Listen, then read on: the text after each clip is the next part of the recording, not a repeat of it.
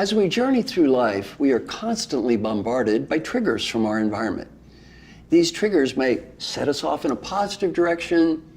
In many cases, they take us away from becoming the person we want to be. They send us in a negative direction. One of the keys to becoming the person that we want to be is something called adjusting. Learning to adjust our behavior based on the reactions we're getting from our environment. Let me give you a very simple example that I use in the book. In the book, I talk about a woman named Sashi from India. And she's a graduate of the Indian Institute of Technology. She's a great engineer. She's brought up in a very poor part of the country. She works very hard. Her parents work very hard. She later goes on, gets an MBA from Stanford, and she becomes a director in a very prestigious high-tech organization. In the book, I talk about her going back home to India. And she goes home and she's in the village and talking with people that she was brought up with, and they're having a little reunion, and one of the people says, "What did you do last week?" And she says, "Oh, I had such a great week. I flew to Paris. I met this person who was a CEO, met many of the icons in our industry. I'm now on the high potential leadership track." She goes on and on about what she did. At the end of the evening, she's talking with a friend who was there named Ranjini.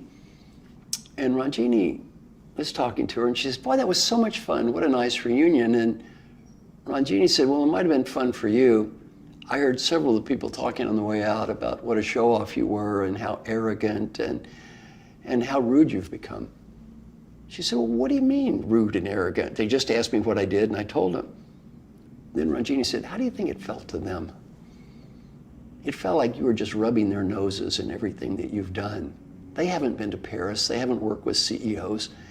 It really didn't make them feel good.